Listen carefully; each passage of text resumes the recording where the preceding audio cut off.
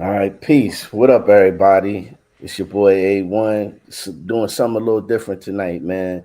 Tonight, I have the honor and privilege of interviewing my homie Substantial, amazing MC, producer, legendary artist, international, global, been all around the world, touching the far reaches of the world with his music, and that's amazing. So we're gonna get into some questions about his journey and how he's celebrating that and his reflections on the past 25 plus years in the game, which is an amazing feat for any artist. More or less an MC. So let's get right into it, man. As you're nearing this huge milestone, coming close to 25 years since you were introduced to the world through to this union, a son was born. Produced by the late great legendary Nusha. You know what I mean? Walk us through some of your great achievements and how you've been reflecting and some of the lessons you might have learned on this epic journey that you've had. Man, yeah. Well, first, man, shout out to you. Salute, man. It's you've been a brother that throughout my journey, your name has come up so many times. Like homies, like man, yeah, what you do is kind of along the lines what this brother's doing.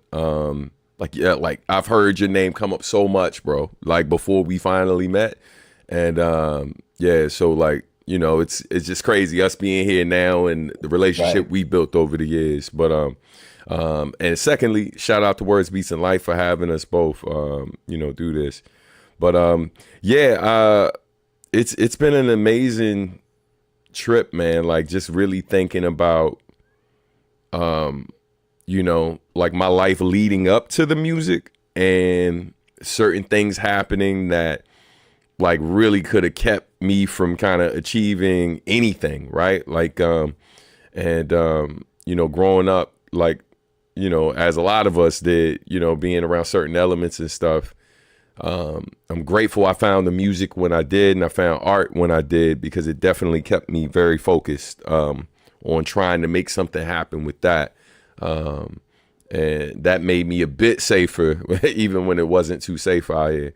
But along my journey, man, like in Suitland High School, and that's really where I started to hone both my skills as a musician and or MC and as a visual artist. And I use my skills as a visual artist to get into college and being able to go to college in Brooklyn, New York at Pratt Institute. That definitely just kind of propelled a lot of different things. And so being able to get that deal with Hideout Productions and Nujabes, and everything that kind of came along with that over the years, and now fast forward in 25 years, like from that moment, 24 years from when the album came out, I'll be 25 next year, and it's just crazy, right? Like going to China, like just a month ago, doing my thing out there and seeing how like these songs that were made so long ago, some of these songs I wrote when I was a kid, and just seeing how they resonate with folks now and how excited they are to hear these things I wrote when I was a teenager. And so, yeah, it's a blessing, bro. It's a blessing to get to do what we do, the things that we're passionate about, be able to touch people's lives the way that we do. Awesome, awesome. And you mentioned China, and I was gonna Mm, get into that next. Um, you touch more places. And since the yeah. time I've known you, you've been to Africa, Mm, like you said, China, Europe, and just a variety of places throughout Asia. right. So how do you balance all of the touring? How do you make Mm, and create a balance of the touring because the road is rough and indeed. the places that you're traveling are not like these quick flights that's Nah. just this is literally a journey and a task, and also the cultural differences, the different things that may be customary in the Far East that you have to Mm, prepare yourself mentally for what you may or may not see. mhm. in the Far East that's like taboo in America and vice versa. How do you balance your life and living, being an American and touring in the far reaches of the world? Yeah. Um, how do you maintain that after all these years? Because I mean, you can't count how many shows you did. I know I'm a musician, so Yeah. how are you still keeping going? Yeah, I think the key has been, one, when I had my second child, I had a conversation with Funky DL, because right before, I think I just found out that we were pregnant and we're expecting our second kid. And I was in Europe on tour, right? And I just had a conversation with DL about like the life he lives, and he spent a lot of his early life, maybe hitting the road a bit more. But now that he was older, like I realized when I was kicking it with him, I was like, bro, I don't really see you do more than like, I don't even know if you do 10 shows a year, right? And Right, he confirmed. He was like, yeah, I don't, I don't really tour much at all anymore. He basically kind of built his career in a way where like he ain't really got to leave the crib if he don't want to. And so I found that fascinating, right? And now I just really started building with him because I'm friends with Mega Ran and so many other artists that tour year round, right? And all of us were taught when we were younger, learning about the music industry, that touring's where you make your money. Like you make a little something off the records, and then you make less off the records than you used to, unless you own the record company, right? right, And so yeah, it's like trying to move away from the thing that used to bring us the most amount of money. Sounded crazy initially, and so what I've learned to do, like because even though I do travel, maybe like more than the average, I actually don't like maybe tour as much as like some, I guess, other artists who are I guess at our level or bigger, right? Like right, I maybe tour a lot less. And so what I've learned to do is like number one, diversify my revenue streams, right? So I'm not really I'm not solely reliant on touring. I'm not solely reliant on streaming. I'm also not, it's, I just basically have like different revenue streams, right? I got the video game music. I got a lot of different things. And so when I do tour, I am looking at like, let's see how we can make this go. So hopefully I can come back if I want to, if I need to, right? This option is here, but also position myself in a way where I don't need to do it. Right. right, And so that makes it, I think, a little bit more enjoyable for me. Now, the other part of that is I do try to balance out the opportunities where if there are opportunities that pop up where I can afford to bring my family to, right? And it's like a more family friendly environment. So like when y'all see me do conventions and things like that, that always works out great because I can almost always bring my kids. My kids usually have a good time at those, and my wife is cool with it. She likes the environment too. The people in general are really cool. It's to the point now when I do conventions, some of the people that see me there on the regular, first thing they ask is, "Where's the family?" If I show up without them, and so. But then with the international thing, man, shout out to WhatsApp and all these different apps that we have that allow us to keep family close even when they're not physically there. And shout out to Mozzie. He was just like, he's like, bro, you talk to your family a lot. And I'm like, that's not a bad thing for me, bro. Like, absolutely, it's like I want to know what's going on. I want to check in. I want to, as I said, just to wrap it up, as I said to fans one time in the middle of a tour, because we had certain nights where the shows were packed, and then we had other nights where hardly anyone showed up. And what I said to them in one of my lives, I was like, yo, friendly reminder, I don't do this. I don't tour as much as y'all think I do. So if you want me to be one of these artists that's still touring while I got the energy to do it, I'd appreciate it if y'all showed up. Because for you, it may be an inconvenience, right? Like to pop up and stuff, but it's also an inconvenience for me because I'm literally missing.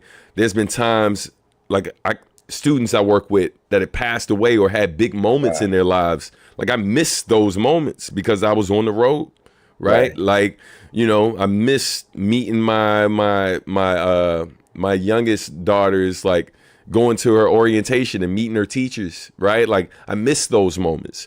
I'm sure you got a million stories like that too. So I just remind my audience all the time, just like it's a sacrifice for you to come out to the events, I'm making sacrifices too. I'm not just out here to work, right? I'm also out here because I'm trying to build with y'all and give you the thing that you say you want. So when you don't show up, it makes me question whether I need to be doing that as much as I need to. And so I'm always weighing the options, right? And like my family wins every time, right? But I'm gonna go get the bag if I need to go get the bag, right? Absolutely. Absolutely. You have ran your career in such a clean way in terms of your business acumen. Appreciate it. No doubt. How and what made you start to veer away from the traditional part of the music industry, or the way Mm, that it was when you first came in? Because we're talking 2001. It was much different. mm, Budgets. You're getting cash. You're able to take care of yourself just off the strength of the music, and you got to see that evolution and how things change, how it went from physicals and actual unit sales mm, to the digital streaming era. So you've had to go through several reinventions. At what point did you determine that you were going to go in this more independent route, but also run it in such a clean and corporate way? Because mm, when I come to your shows, it's like a full, experience. It's the show, but then it's the pop up and mm, everything out front, and the merchandise is just all over, and it's a wide variety, so much product, and you would think that it's a whole army, but I know that mm. it's you and your wife. So at what Right. point did you determine, like, yo, I'm gonna switch it up and do it this way? Yeah, man. I think I kind of started figuring out before I moved to New York that the traditional route, like to quote some of my Japanese peers, they say it might be difficult, right? That's their way of saying no. A lot of times is that I think it might be difficult, and that's what I was realizing early on with the traditional path for the music industry. One, I would meet with record labels, and oftentimes they wanted me to kind of change my image, not so much like how I dress, but because like I did the battle rap thing at one point in time, like they were just trying to make my image a lot more hardcore. That's how they saw me. They were like, yo, I need you to lean into that more and less of this whole reflective, like, talking about life, you know what I mean? And so, after having a few of those conversations, I realized that like, yeah, that this might be difficult, right? And then when I got to New York, still more of the same when I would speak with labels and stuff. And then, I just had a different presence on stage. Like I'd be performing with homies, and it's not that I wasn't hype. I'm hype for me. That's the one thing people don't realize when you got a deep voice is that I might not sound hype to y'all, but for me, cause this is even how I sound right now. Like my voice is elevated, right? Like I really sound like this when I'm talking, and I'm Right. just, you know what I mean. But I recognize like people are trying to be we're trying to engage with folks, right? Make it a little more entertaining. So I can't get too comfortable, right? And so that was a challenge for me as well. Like people were always trying to make me a little more animated, a little more hype, be a little more negative, curse a little more in your music, do this, do that. And I just realized it was like, yo, even the people who knew who I really was were encouraging me to do that. And I was like, man, I'm gonna have to go a different way. And then the last piece, when we talk about the merchandise piece, man, shout out to Brooklyn. Living in Brooklyn really exposed me to a lot. I was already, had that hustler mentality before I got there, but then I just had bigger opportunities to really kind of leverage what I was doing when I was down here. Like, I was a dude that realized when people were mailing demos trying to get a record deal, I was like, yo, this demo's dope. Like, I'm nice. And I sell mixtapes with other people music all the time. I'm making mixtapes at the crib and then selling them at school. Why can't I sell my demo? If a bunch of people in my school think I'm nice already, the same demo I'm mailing out, wasting money, not hearing back from people, I can start selling this now. So I just freaked the cover art. I got a job at Sam Goody so I could make my cassettes discounted. You know what I mean? Right. And I realized that early. So when I got to Brooklyn, more opportunities came for me to sell my stuff. So I started doing the International African Street Festival, and we would set up a tent out there, had the merch table whole weekend. That was kind of the prelim for the conventions. You know what I mean? Initially we'd do the table. Eventually I was performing there a little bit. I went from performing and trying to sell my stuff in the crowd to booking a table for the weekend, and then like making over $1,000 in physical sales with the crew, you know what I mean?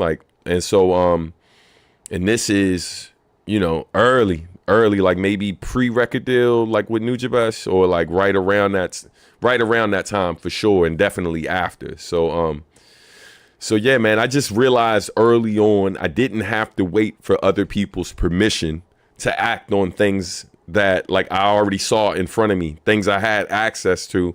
It just required a little bit of capital, maybe not as much as to do it on the same level as these bigger artists. But, you learn quick that I don't have to sell as much as they sell in order to make the same money, because I got a lot less overhead.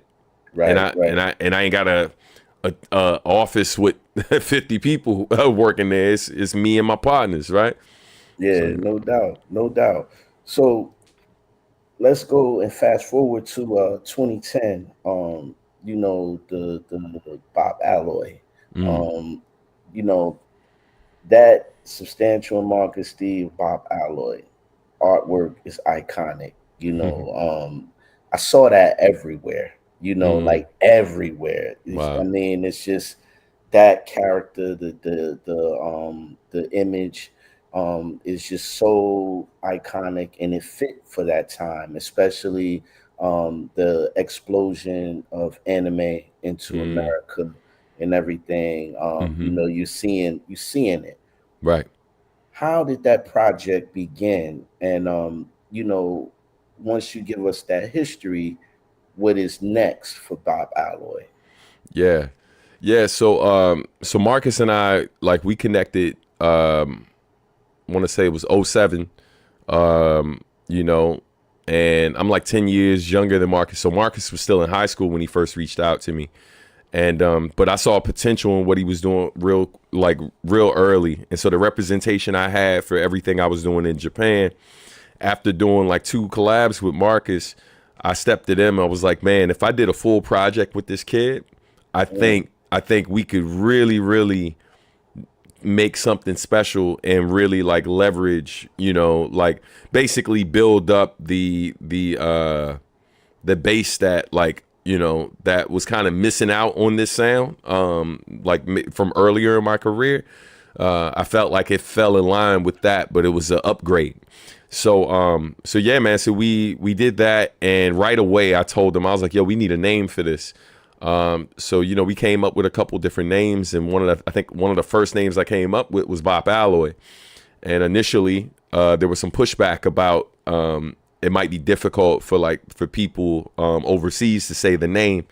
And then mm. I was like, well, that's okay, because we're not Japanese. Like, Right, so right, right. it's like, and I'm not just thinking I know you are responsible for all my things in Japan, but I'm thinking global impact, bro. I'm not just thinking of one country, right? I'm not even thinking of the United States. I'm thinking of everywhere. And the name it just represented, like, it was a good representation of what we were doing, right? And so anyway, the character, once we had the name, we started talking about this idea of a character that was like basically an android, right? But like their parts, they were built of instruments, right? And so like it's like what I think of when I think of like rap music, right? Rap music is this thing that is organic in some ways, right? But also very mechanical too, right? Right. And it's like a machine with a soul, right? And so we started building on that idea, and then shout out to Shuhei, who's the artist who created the character. And the character's name, by the way, for those who don't know, is Saxophone Jones. That's what we call the character.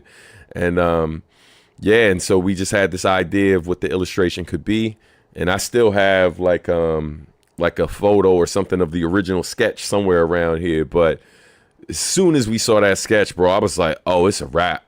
It is a wrap. And Shuhei killed it, man. And it's dope because with the new project, so moving into the future, we got our third official album, even though we've done more projects than that. We've done a few EPs and things of that nature. But our third official album is called Masters of the Artistry. We actually shout you out on one of the songs too, bro. Awesome. Yeah. But you know, jazz rap aficionado like the homie A1. That's one of the lines. And but yeah, man, like, you know, when we were talking about doing this project, we knew we wanted to stay true to our roots, and acknowledge our foundation, and salute those who came before us and those who've been on this journey with us, but also like kind of dabble with what the, like, you know, tap into what our future potentially looks like too, and try to upgrade the sound in different places, and do something we'd never done before, which was record a whole album together. So, you know, so part of the traveling you've seen me do is like I took 2 trips out to Japan in the same year to finish up the album in person with Marcus. So Wow. so yeah, so the record's almost done, man. We're like, you know, finishing up, I think, putting final touches on like 1 or 2 tracks, and then like, you know, mixing and mastering, and going to launch this Kickstarter campaign so we can crowdfund it. You know, we ain't waiting on nobody but the people who already rock with us, man. Like, you know, and then everybody else who finds it from there, we're grateful, you know. That's awesome.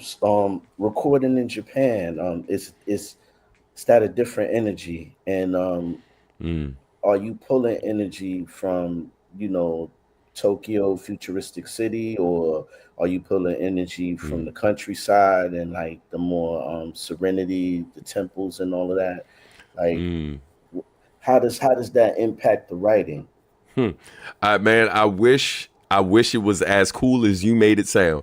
The truth of the matter is, man, I'm in a Japanese suburb, chilling in my man's house and stuff. It's just surreal in general to a dude that you've been working with since he was like, I think Marcus was like 16 when we first Wow. started working. And I was 26. I think I just turned 27 when he first reached out, and then he turned 17 later that year, something like that. And it's just crazy. Like this dude, when I met him, he was still living at home. He was still in high school, and so like now, me flying to another country to be in his, you know, his beautiful home with his wife, who like, and they're expecting their first kid, and they wife know, like they know each other because we had a show in Japan, and that's how they met. And Wow. like, so just that right there is inspiration enough, because I look at where his life is, and it's just being in that house is just like, these are fruits of our labor. You know what I mean? So being there, looking at the studio he's built in there, and knowing that like, yo, our journey together helped him get to that moment, right? And so it's just like, man, it's full circle. Like really just looking at where we started to where we are now and stuff, and you know, now like that second time going back, being able to play with his son and all of that, man. You know, my little nephew, you know what I mean? And yeah, so all of that was all the inspiration I needed, man. Like, you know, just really like this project it's a celebration of you know, of what we've built over the years. Hence the title, like Masters of the Artistry. Like really like acknowledging the fact that like, yo, we've put in the work. We're proud of what we built, and like, yo, we're gonna do our best to continue to tap into these resources that we've accumulated over the years, and these skills that we've that we've developed as well. But it's also like there's duality to it too, or like really the dichotomy of like what does mastery really mean? And mastery at its core is really like you become a master by understanding that there's always more to learn. You know what I Right. mean? And I Right. think the staying power of us as artists is we've always done the research. We just weren't creatives. You know, we were looking at the technology that was helping the music go further, but also helping the business go further. And we've always been on the cutting edge of that, like as indie artists, you know. And so yeah, man. So we're tapping into all of our skill sets, and you know, and as we've grown older and have kids and wives and all of that, now we're still there's always more to learn. You know what I mean? No doubt, no doubt. Now, your true fans and people that have been following you, your true audience may know this, but you also are a producer, and Mm. you've had sync placements, video games, so forth and so on. And when I first met, you had a album out, instrumental album out, doing extremely well, and you seem to be extremely happy in that lane. So I have to ask, with you producing for other people as well as getting these placements and not having to be in the front, in this phase in your life and career, what do you enjoy more, the production Mm. or MCing? I think you know the honest answer is I enjoy the emceeing aspect more. You know, like I started making beats out of necessity, like a lot of MCs that produce. Eventually, you get tired of getting other people's instrumentals, and so you figure out how to make beats. Right, So you know, the production always felt a little more like work, but these days, like I mean, I still love the MCing part more, right? You know, this is where me and Marcus will butt heads sometimes and stuff. I'm like, it's called rap music, so the lyrics are always first. So when people argue about what's more important, I'm like, it's called rap music. It's not called music rap. right, right, So what's being said and how it's being said, for me, that's foundation, bro. Like, because the thing is, I can take those words and put it over any style of music, and now it's a rap song. right, right. You know what I mean? So for me, the rap is always the thing.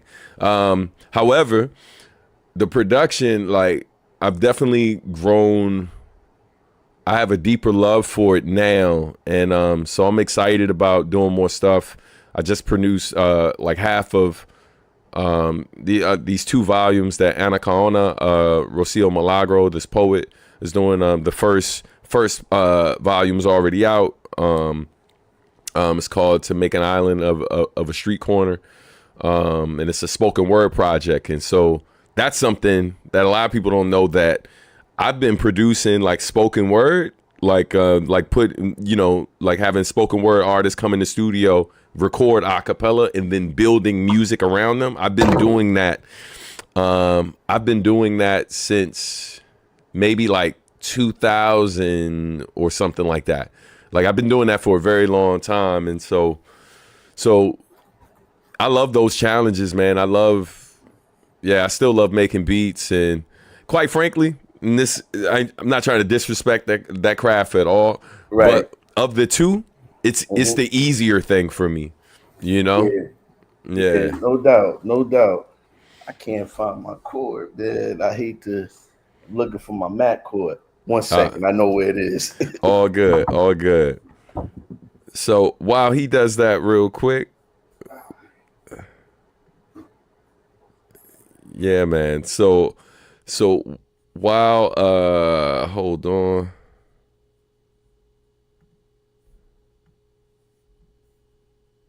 So while A1's getting situated, real quick shout out to Words Beats and Life. Those of you watching, whether you're watching on my Yeah, my bad. I ain't want to go dead on this. oh nah, you cool, man. But yeah, for those of you watching, whether you're watching on my YouTube channel or you're watching on Words Beats and Life YouTube channel, There we go. be sure to like and subscribe, all that good stuff. But yeah, Yeah, brother. yeah, for sure, man. I got a couple more questions for you, man, because I Mhm. know we got to wrap soon. But Yeah. how has being a DMV native, this is a very diverse region that we Mm, live in. How do you feel being a DMV native, a DMV MC, mm, straight out of PG? You know what I mean? How has that shaped you and prepared you to be a international artist?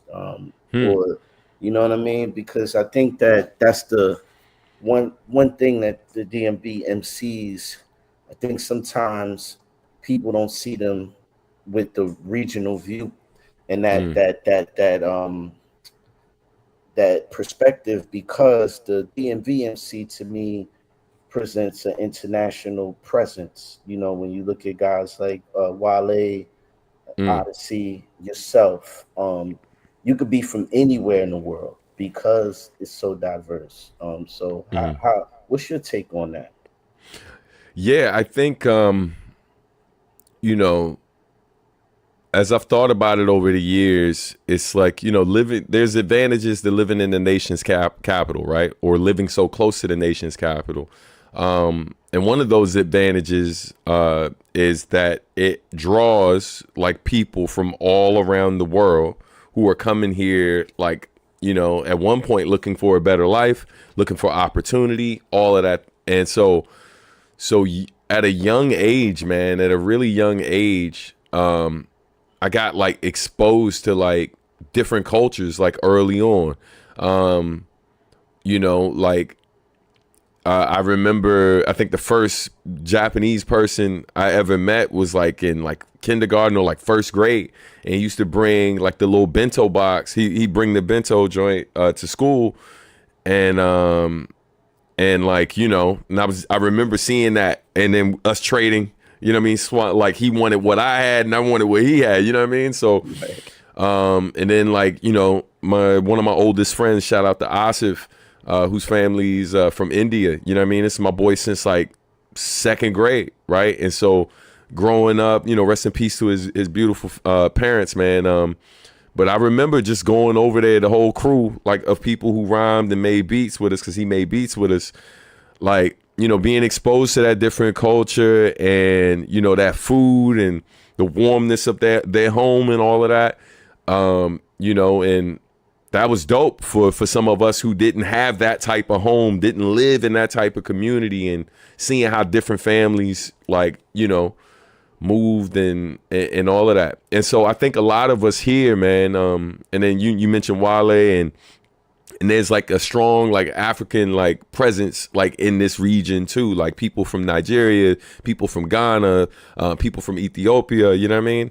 Right. And so like I think certain artists from here, like once you get into the scene and start really kind of networking, and then of course the little bit of exposure you might have had in your upbringing, like, once you got to school, meeting people outside of the neighborhood, and maybe different opportunities you had for different programs you were in as a kid, like we just had this advantage where, like, man, like I think for as small as the region is, it's a lot more diverse than people realize, especially once you get out the neighborhood a little bit. Right. And so getting a semi-global mindset even before I left the region, made me a bit more open to the possibility of, okay, this record company in Japan is interested and they try to fly you out. And this is back when it was a lot harder to get all the info on folks via the internet. You know what I mean? And Right. Right. so it was a huge risk, but I was open to it, and I think that was because of the exposure I had here, even before I got to New York. You know what I mean? That's what's up, man. That's what's up. And I had assumed that, man. And you know, I found the same thing in the DMV, and that's why I love it. I came in 2017 and thought I was going to be here temporarily. You know, my daughter is a DMV native now, and Mm-hmm. Mm-hmm. I'm gonna continue to raise her here because of the diversity, and I value that. You know, I definitely do. So speaking of the kids, man, you were dead, and this also as well, and this is words, beats, and life, and the goal. is outreach and reaching the youth through the culture and the arts, man. What Hmm. advice do you give all of the youth? I mean, from the ones that you've taught to the ones coming up, how to navigate in this modern world as a musician, visual artist, producer in this landscape of the internet, digital currency, and digital streaming, and even digital art shows. Everything is going digital. How are the youngins to navigate that? Yeah, I think I guess the two quick answers would be one. There's a quote that I used to keep on my office door, and that quote says, "You are as smart as the question you think to ask, and the research you're willing to do." Right. And so the second part of the advice is like, you know, this idea of being a lifetime learner and like, yo, getting out of our way and understanding that you can never know like enough, right? Because the world's always changing. So you might know enough to kind of get you through your day to day for sure. But then the moment you step out of your comfort zone, you realize how little you know, right? And so constantly finding the courage to step out of that comfort zone and allow ourselves to be uncomfortable because growth and discomfort go hand in hand, right? So like that willingness to kind of break out of our box and expose ourselves to other things so we can keep growing as human beings, and as artists, is essential. And going back to that first part, just remembering you are as smart as the questions you think to ask and the research you're willing to do. And we are in the information age. You have access to more information than any other group of people who have existed on this planet. And so our ignorance at this point is just that, right? Like it's us making a choice to ignore this information and that is presented to us daily or at our fingertips daily. So if you feel like you could be a better producer, or more importantly, you feel like you could be a better person, right? It's a Google search away from like just coming up with getting better at asking the right questions to help further our development as people, as creatives, all of that.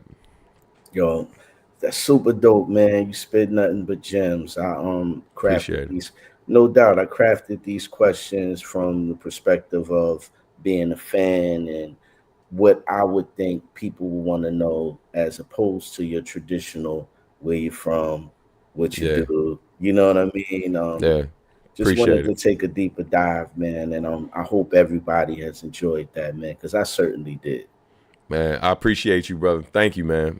I appreciate the time and care like you put into the questions. And you know what I mean? You've always been like, from the moment I met you, you've been a solid brother, you know what I mean? And the more I got to know about you, like in terms of what type of father you are, like what you mean to your family, and like what type of like beyond what type of artist you are, I think it was Regina Hall that just said this, like was just talking about how you meet artists and they're amazing, right? But when you meet an artist who's amazing and they're a great person and they're a good person, or like, just a solid person, it's like, yo, you won the lottery. Like, so man, I appreciate you, man, for being both those things. Thank you, bro. And likewise, man. I love the music, I love the culture and the art, and I respect it. Hmm. Unfortunately, a lot of people don't really love the art.